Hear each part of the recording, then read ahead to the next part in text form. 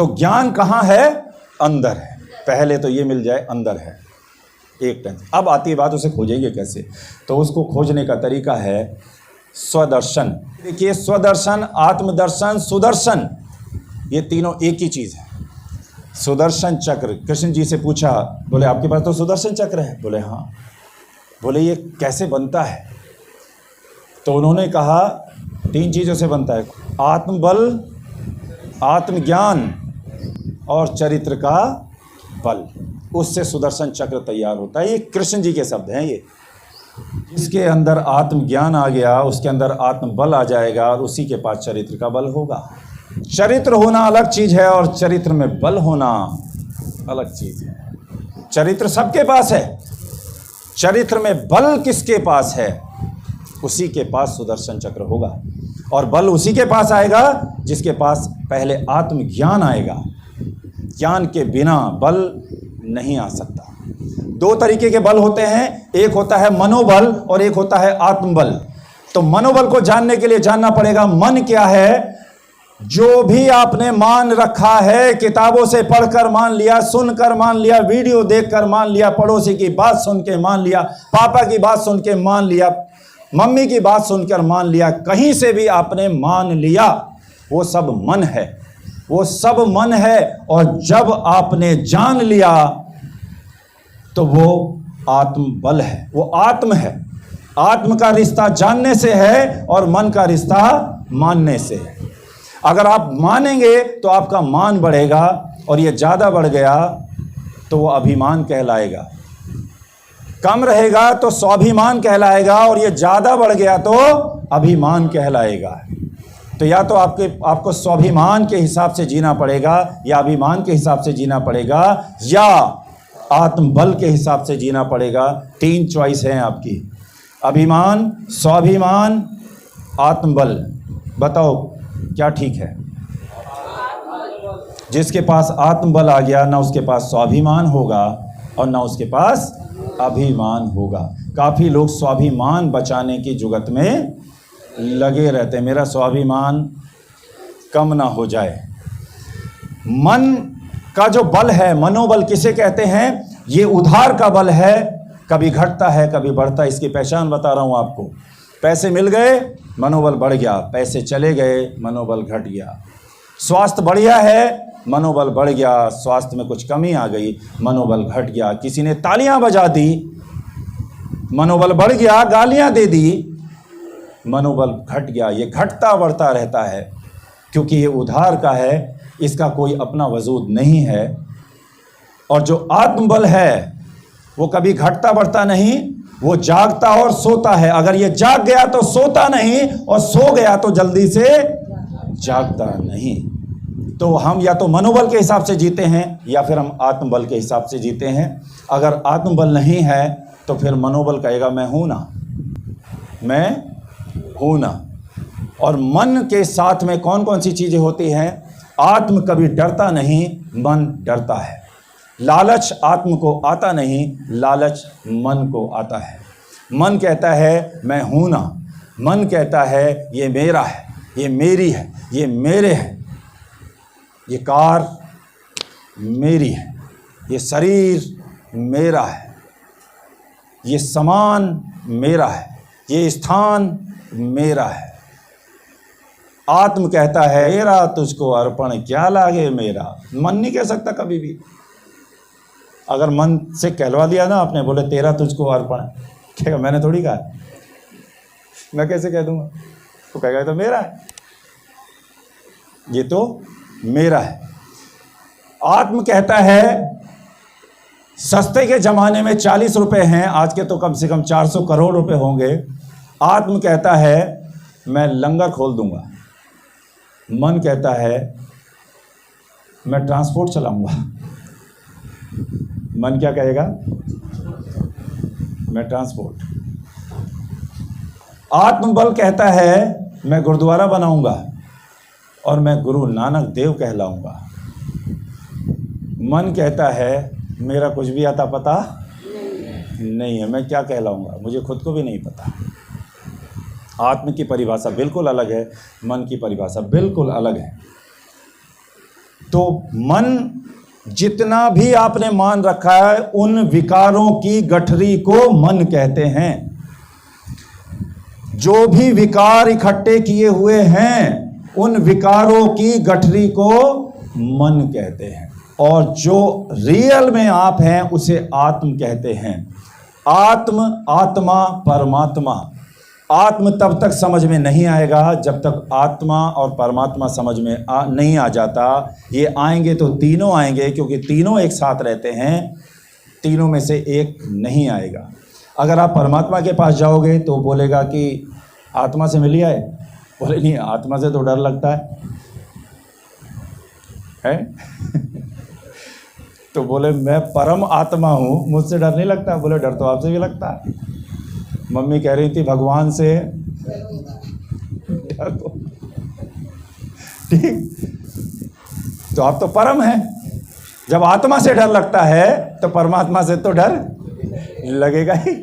भाई अगर vice principal से डर लगता है तो स्वाभाविक है, प्रिंसिपल से तो लगेगा ही, ठीक। तो परमात्मा कहता है पहले आत्मा से मिलो, और आत्मा से मिलने जाओगे तो वो कहेगा आत्मा से मिले क्या?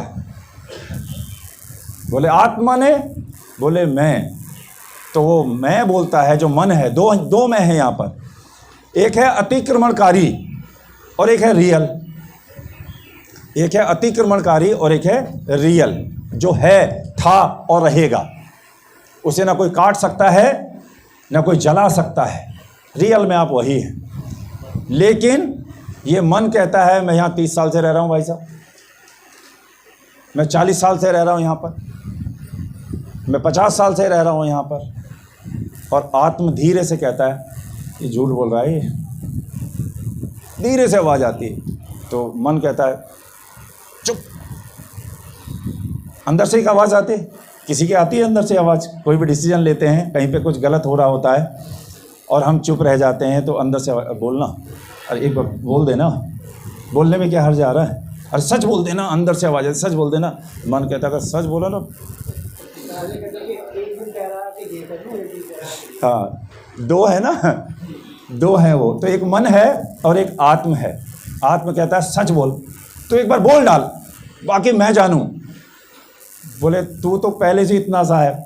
अरे बोले मैं इतना सा नहीं हूँ, मेरे साथ इतनी बड़ी आत्मा है और इतना बड़ा परमात्मा है। बोले दिखा। बोले पहले बोल,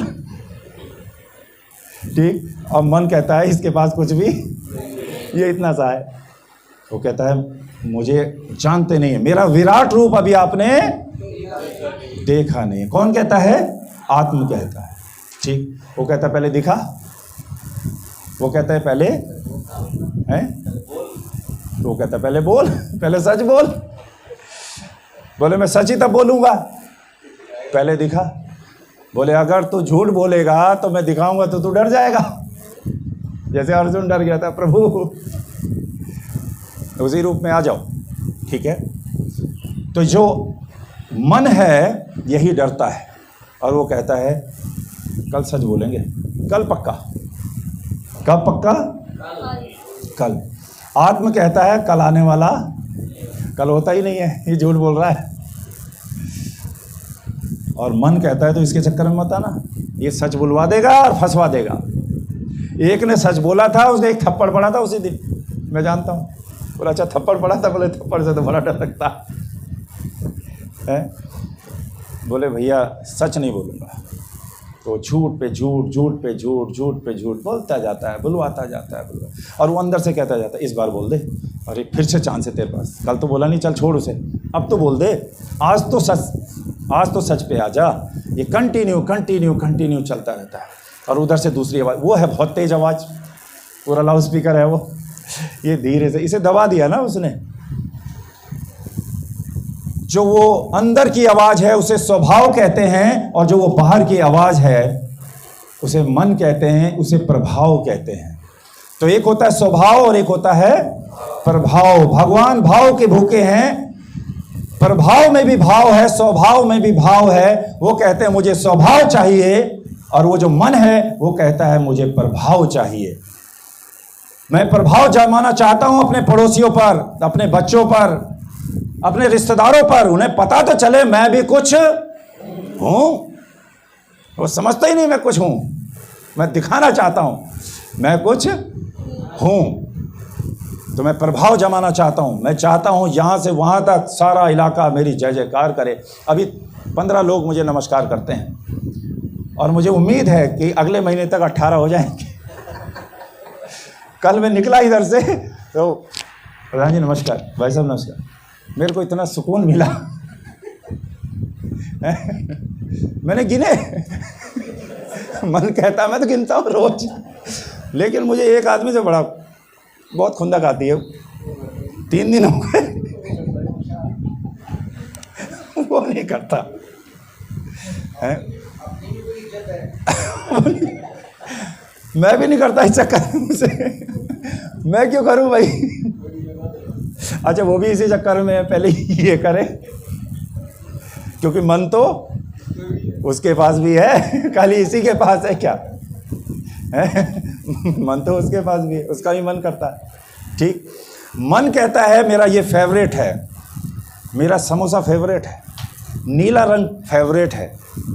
जितने भी ये फेवरेट वाले हैं ये सब मन है। आत्म का कोई फेवरेट नहीं है, उसका सभी कुछ फेवरेट है।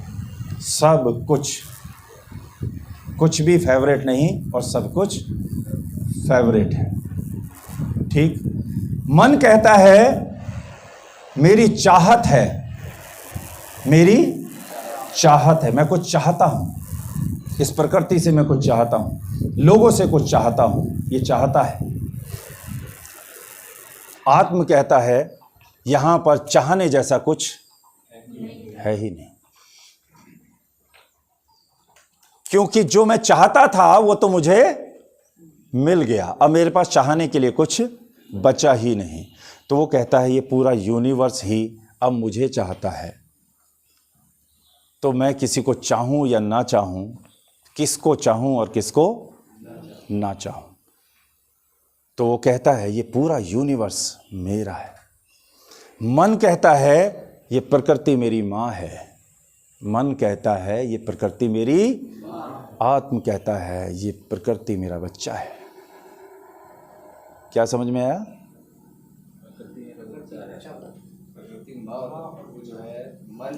मन कहता है प्रकृति मेरी माँ है, ये प्रकृति मेरी माँ है, ये मेरा ख्याल रखेगी। आत्म कहता है ये मेरा बच्चा है, मुझे इसका ख्याल रखना है। डिफरेंस है दोनों चीजों में। जर्नली कौन से लोग मिलेंगे आपको? प्रकृति और माँ है तो इसीलिए तो मानते रहते हैं। इतो सा उसे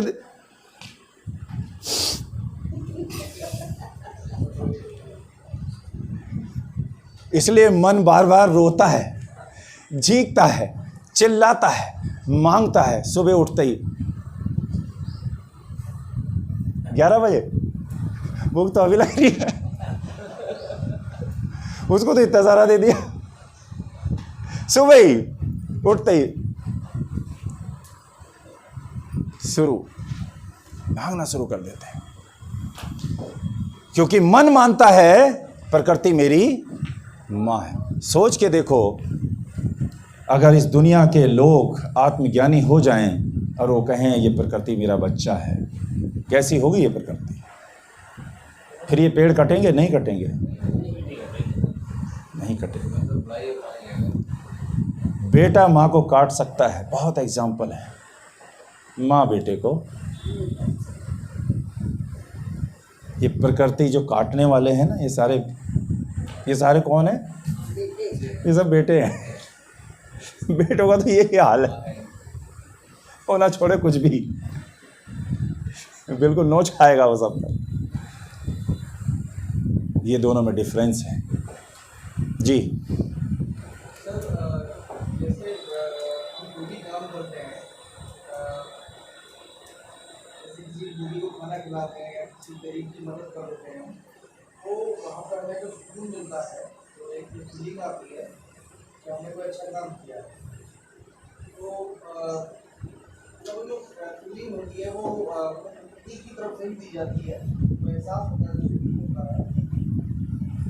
एक प्रकृति बाहर है, एक अंदर है। एक क्वेश्चन था सर मेरा, हाँ। जो मैंने काफी पहले किया था कि प्रकृति हमें क्यों देती है, तो आंसर ये था कि प्रकृति जो है प्रकृति का ही अंग है और हम उसी के द्वारा मतलब बनाए गए हैं, और वो हमारी माँ है। माँ बच्चे का ख्याल रखेगी, तो वहाँ हम बच्चे थे और मेरा बहुत अच्छा क्वेश्चन है आपका।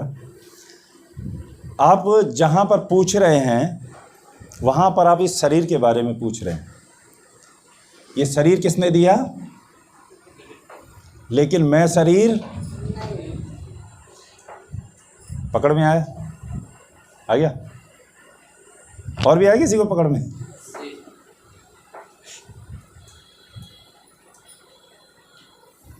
जब मैं कहता हूं मैं शरीर हूं, फिर ये प्रकृति मेरी माँ है। शरीर की माँ तो है। ठीक, जब मैं कहता हूं मैं शरीर नहीं हूं, मैं परिधि हूं, तो प्रकृति उसके अंदर है, तो प्रकृति फिर उसका बच्चा है। डिफरेंस पता चल गया दोनों? अभी तक जो भी बात हुई है उस पर किसी के माइंड में कोई सवाल आ रहा हो, कोई कंफ्यूजन?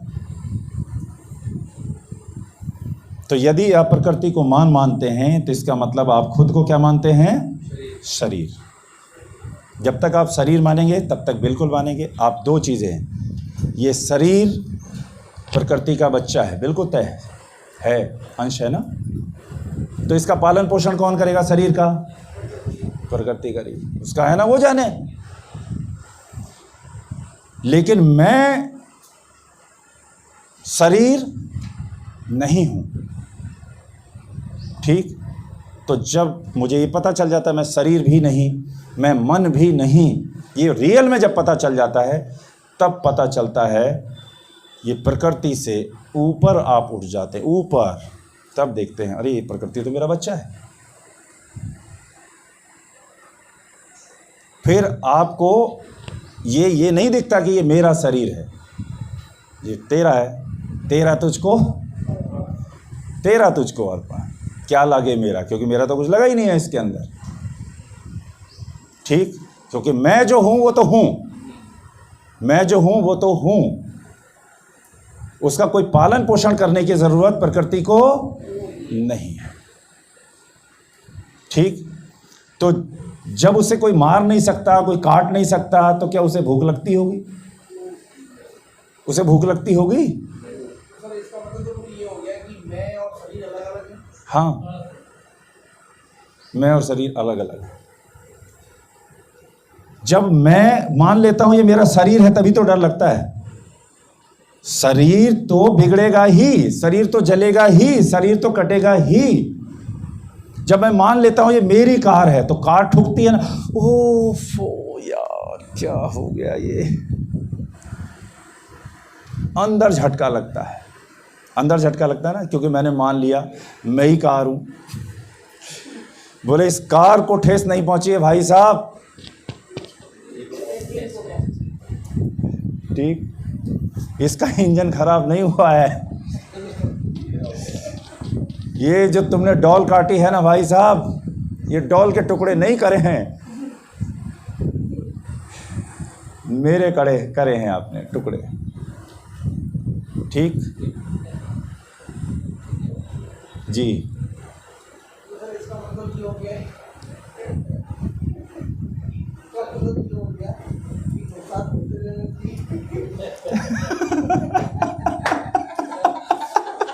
कोई भी टोक जाए बोले अभी आगे से टोकी है, अभी तो पीछे भी।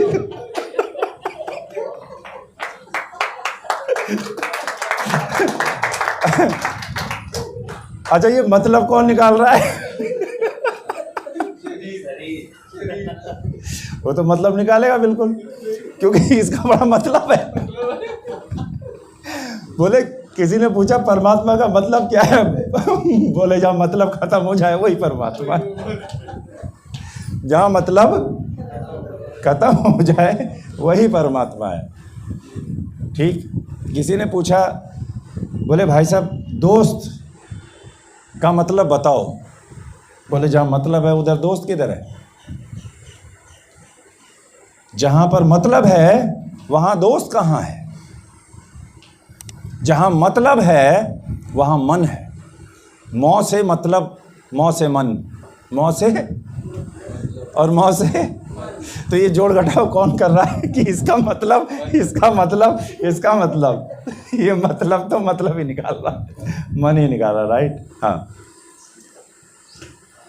सर, ऐसे कह सकते हैं मैं और जो है शरीर के बारे में कि जैसे मान लीजिए कि मैं घूम रहा हूँ और घूमते घूमते मेरे को साइकिल नज़र आ गई तो मैं साइकिल पे चढ़ के चला गया। फिर थोड़ी देर बाद मोटरसाइकिल दिख गई तो मोटरसाइकिल पे चढ़ गया। पेट्रोल खत्म हो गया तो वो भी मोटरसाइकिल में ही मैंने डाला। जैसे जब कार मिल गई तो कार में आ गया, जो भी उसमें जो है मैंने मेंटेनेंस कराया या तो पेट्रोल डाला तो वो कार में डाला। तो इसी तरह से जो शरीर है, हम तो मैं हूँ, लेकिन जैसे जब भी कोई चीज़ शरीर बदलता है तो वैसे जैसे व्हीकल्स बदलना है वैसे बदलना है, वो शरीर है। ऐसे इसको एक्सप्लेन कर सकते? जी बिल्कुल। और वो व्हीकल ना घुमाने के लिए नहीं मिला है, कुछ काम धंधा करने के लिए मिला है। जी बहुत बढ़िया जी। सबको अभी एक बात जो बताया उसमें समझ में आई, एक दिन स्कूल की बात है और सच्ची घटना है। लंच का समय था और बच्चे खेल रहे थे आपस में, तो उसमें से एक बच्चा बोला चलो आप सब मुझे छू के दिखाओ। तो बच्चा उसको दौड़ रहा है, दौड़ के छुए, यहाँ छुए, मुझे कहाँ छुए, तो मेरा हाथ है, फिर यहाँ छुए, ये तो मेरा पैर है, ऐसे ऐसे करके मैंने देखा और अंदर ही अंदर तो मैं कौन हूँ ये समझ में बात आ जाएगी कि मैं कौन हूँ।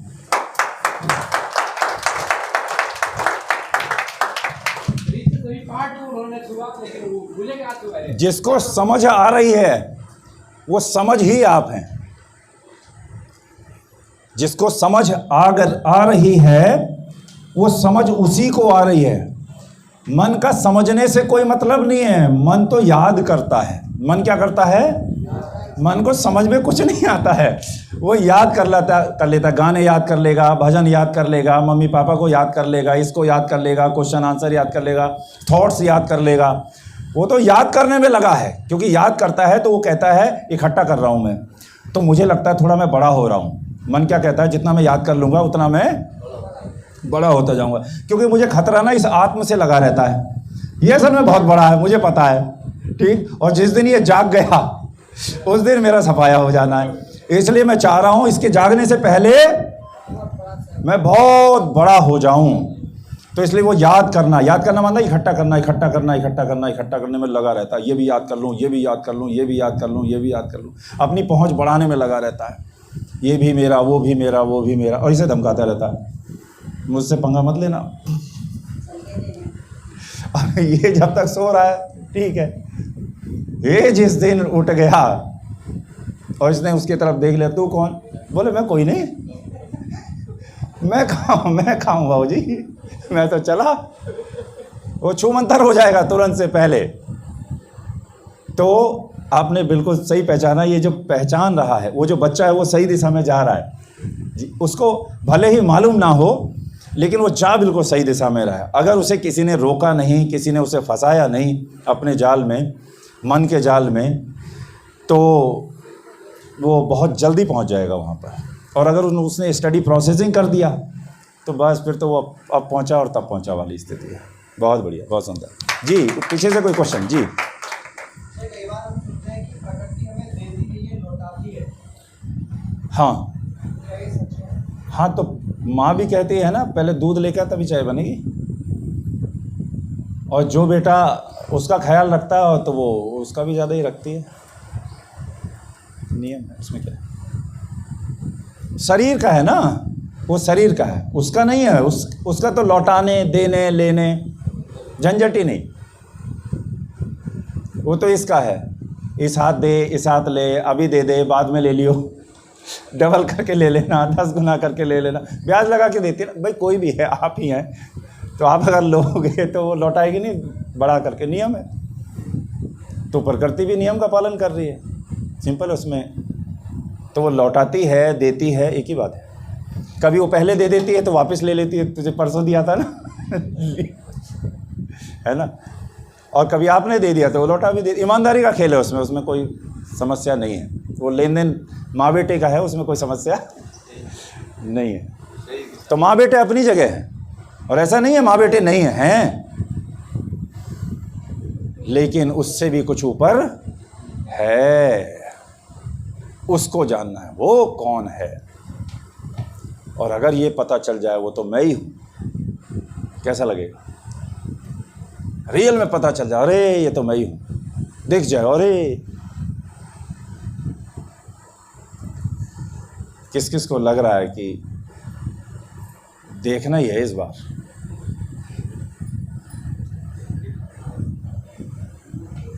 देखना ही है पक्का?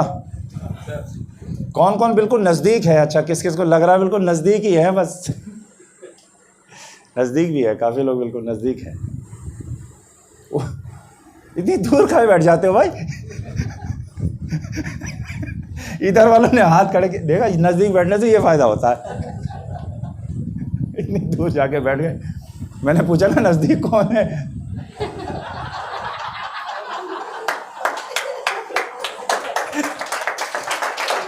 इसलिए नज़दीक बैठोगे जल्दी पहुंच जाओगे। तो जिसे रास्ता पता चल गया, पता नहीं कितनों को वो रास्ता दिखा सकता है। और बहुत ज़रूरत है इस देश के लोगों को वहाँ तक पहुँचाने की, और ये देश ही दूसरे देशों को वहाँ तक पहुँचाने में सक्षम है, और कोई देश ऐसा है नहीं। क्योंकि जितनी मानवता इस देश के अंदर है उतनी किसी और के पास है नहीं। जितना कॉपरेशन अभी इसमें बचा है, पहले बहुत कम हो गया, लेकिन फिर भी जितना बचा है उतना कहीं और है नहीं।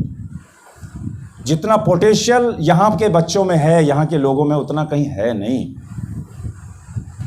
इसीलिए काफ़ी लोग बोलते हैं देवी देवता इधर ही क्यों जन्म लेते हैं? तो भैया जहाँ ज़्यादा उम्मीद होती है उधर ही जन्म लेंगे, समझ रहे? तो इसीलिए यहाँ बहुत देवी देवता जन्म लेते हैं, इसीलिए लेते हैं लोग जाग जाएं और ये समझ जाएं। एक फार्मूला है competition versus cooperation. Competition versus cooperation. Competition जहां होगा वहां झगड़ा होगा, आलस होगा, गुस्सा होगा, लड़ाई होगी, छीना झपटी होगी, ठीक?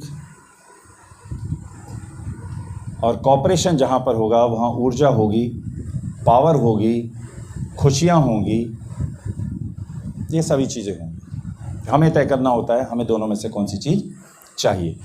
तो यदि आप स्वदर्शन करते हैं तो आपको सुदर्शन चक्र प्राप्त हो जाएगा, और सुदर्शन चक्र वो चक्र है, वो ताकतवर हथियार है, अस्त्र है, शस्त्र है कि आपको फिर किसी और शस्त्र की ज़रूरत नहीं पड़ेगी। ठीक है? अगर आपने अपने दर्शन कर लिए, स्व के दर्शन कर लिए, आपको अपने दर्शन हो गए, तो फिर आपको किसी और के दर्शन करने की आवश्यकता नहीं पड़ेगी। जब तक आपको स्वयं के दर्शन नहीं होते तब तक आपको बाहर दर्शन करने ही होंगे, क्योंकि मन कहता है मैं कुछ बड़ा हो जाऊं, मैं कुछ, तो कहता है इसके कर ले दर्शन, शायद यहाँ से कुछ मिल जावे, यहाँ से कुछ मिल जावे, यहाँ से कुछ मिल जाए, यहाँ से कुछ मिल जाए। ढूंढता रहता है, ढूंढता रहता है, ढूंढता रहता है, ढूंढता रहता है। आत्म कहता है तो एक बार मेरी तरफ देख तो सही, तो एक डिसीजन ले तो सही। चांस दोनों को मिलते हैं, दुर्योधन को भी और अर्जुन को भी। दुर्योधन कहता है, दुर्योधन माने मन और अर्जुन माने आत्मा। कृष्ण कहते हैं वो पहला चांस अर्जुन को देते हैं। पता है आपको क्यों देते हैं? इसलिए देते हैं कि पहला डिसीजन इसको दूं क्योंकि ये नज़दीक है, देखता हूं ये डिसीजन लेता है या नहीं लेता है। उन्हें पता था दुर्योधन ने तो वही मांगना है क्योंकि वो मन है, और वो कहेगा मुझे कितना चाहिए, कितना चाहिए, ज़्यादा। दिल मांगे मोर, उसको बहुत ज़्यादा चाहिए, ठीक? और तो इसलिए वो उसको सोचते हैं कि कहीं ये भी तो उसकी संगत में रहते रहते ऐसा तो नहीं हो गया, बिगड़ तो नहीं गया, कहीं संगत का असर तो नहीं पड़ गया। तो कहता है, मांगते हैं तो कहते हैं मुझे आप चाहिए, मुझे आप चाहिए। तो जब युद्ध होता है तो अर्जुन कहता है मैं इनको कैसे मारूं, ये तो मेरे अपने हैं, मैं कैसे मारूं। तो कृष्ण कहते हैं कि पगले, ये मर तो उसी दिन गए थे जिस दिन इन्होंने मुझे चुना नहीं था। तू कहां टेंशन ले रहा है, तूने थोड़े ही मारना है इनको, तू सोच रहा तूने मारना है इनको। ये मर तो उसी दिन गए थे जिस दिन इन्होंने मेरे खिलाफ डिसीजन लिया था। तो जो परमात्मा के खिलाफ डिसीजन लेता है वो तो मर उसी दिन जाता है। डिसीजन ही आप हैं, डिसीजन ही आप हैं। अगर गलत डिसीजन ले रहे हैं, स्वार्थ में डिसीजन ले रहे हैं, लाभ के लिए डिसीजन ले रहे हैं, फार्मूला लिखिए, लाभ वर्सेस भला, लाभ वर्सेस भला। मन कहता है मुझे लाभ चाहिए, मन कहता है मुझे लाभ चाहिए, आत्म कहता है मुझे भला चाहिए। आत्म कहता है मुझे और मन कहता है मुझे लाभ कैसे मिलेगा, लाभ का टारगेट बनाऊं, लाभ की प्लानिंग बनाऊं, कहां से ज्यादा लाभ मिल सकता है, ऐसा कौन सा काम करूं जिससे मुझे ज्यादा लाभ मिल जावे। और आत्म कहता है मैं कौन सी प्लानिंग बनाऊं जिससे ज़्यादा से ज़्यादा भला हो जाए। तो दोनों प्लानिंग पे काम कर रहे हैं, दोनों लक्ष्य बना रहे हैं, एक भले के लिए और एक लाभ के लिए। दोनों चीज़ें डिपेंड करती हैं। अगर आप लाभ के लिए प्लानिंग बना रहे हैं, काम कोई भी हो, तो आप मन हैं, और आप भले की प्लानिंग बना रहे हैं तो आप आत्म हैं। अपने क्रियाकलापों को देख लीजिए, आप अपनी प्लानिंग को देख लीजिए, आपको पता चल जाएगा आपकी प्लानिंग कौन बना रहा है, आत्म या मन। दोनों बिल्कुल डिफरेंट। क्लियर हो गया यहाँ तक? हाँ जी, अर्जुन आत्म, आत्म ही पहचान पाएगा परमात्मा कौन है। कृष्ण परमात्मा, कृष्ण परमात्मा, अर्जुन आत्म। आत्म का ही मिलन होगा परमात्मा से। आत्म जब सही डिसीजन लेता है तो वो आत्मा बन जाती है। आत्म में आ का डंडा लग जाए तो आत्मा, आ का डंडा माने अनंत ऊर्जा। तो जब आप सही डिसीजन लेते हैं, सच बोलते हैं, तो आप पूरी तरीके से एनर्जी से भर जाते हैं। तो समझ लीजिए आपके अंदर आ गई है आत्मा, आपकी आत्मा जाग गई।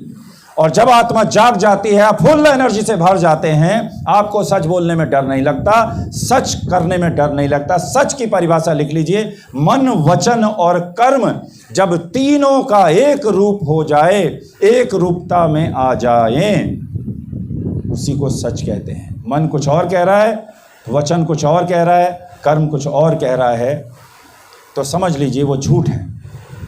और प्रॉब्लम हमें इसी से है जी। जी, जब हम मन और आत्मा में जाएंगे तो मन, वचन और कर्म एक कैसे होगा? एक कैसे हो? बहुत अच्छा सवाल। एक बार क्लैपिंग करेंगे इनके लिए। पकड़ते रहिए, पकड़ते रहेंगे तो एक स्टेप और ऊपर जाएंगे। मन, वचन और कर्म जब तीनों एक हो जाएं, तीन के कितने पहले कितने थे, और तीन से कितने बन गए? एक। ठीक। तो मन के पौधे पर फल नहीं लगा करते, वचन के पौधे पर भी फल, कर्म के पौधे पर फल लगा। तो मन और वचन दोनों हो गए विलीन, और बचा क्या? कर्म। क्या बचा? कर्म बचा। तीनों के एक हो जाने का मतलब ही ये है, दोनों गायब, दोनों का कोई मतलब नहीं है। कर्म है, कर्म के पौधे पर फल लगा करते हैं।